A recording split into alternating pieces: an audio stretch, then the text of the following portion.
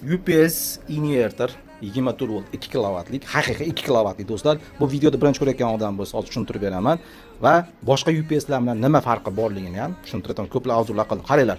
Buni tokka ulaysiz, tokka ulab qo'yasiz, akkumulyatorga ulab qo'yasiz, iste'molsiz UPS ulab qo'yasiz, bo'ldi temiz. Uyda har doim svet bo'ladi. Masalan, svet borligida svetni olib beradi, svet o'chidan bo'lsa, srazi akkumulyatordan chiqib chistisinkni chiqarib beradi.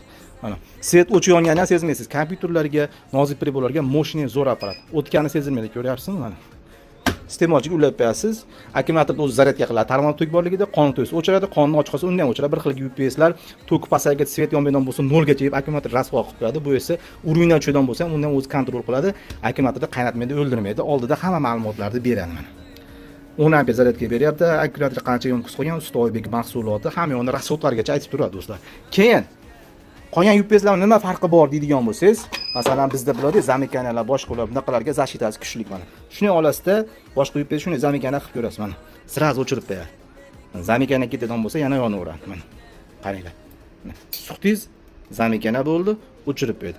Zamikana ketadigan bo'lsa yana qaytaraveradi. Boshqa UPSlar shunaqa zamikana qilib ko'rsangiz kuyib ketadi. 3 yil do'stlar garantiyasi bor. Keyin do'stlar, eng muhimi aytilgan kilovatlar bizda mana shunaqa pilta abagrovatel 2 kilovatli abagrovatel. Qolgan UPSlarga shunaqa abagrovatel tiqib ko'ringlar, ko'tarami ekan mana. 2 kilovatlik, demak 2 kilovatlik mana suqdik 2 kilovat abagrovatel ishga tushdi mana oldida rasxodini aytib turadi. 1981 watt. Abagrovatel o'zini qizarishda, isishni boshladi. Tarmoqdan o'chiq, UPS o'zini olyapti, qizimasdan, hech bola bo'lmasdan ishlayveradi mana. UPS qizarishni boshladi do'stlar.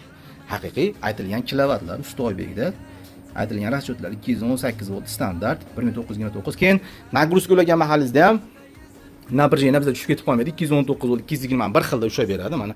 Abagrovatel qizartirdi. Tarmoqdan o'chiq, hech qayerga ulangani yo'q akkumulyator. Xo'p, keyin yana bir narsa aytilgan kilovatdan oshib kelsa ham undan o'chirib, masalan 2 kilovatli pilta yana 1 kilovatli qo'shimcha tiqib yubordingiz. Nima bo'ladi mana? Shunday suqaydan bo'lsangiz UPS o'chirib qo'yadi mana. Chiyillab mana. Ko'ryapsizmi? Qotdan nagruska ulab oldim menga.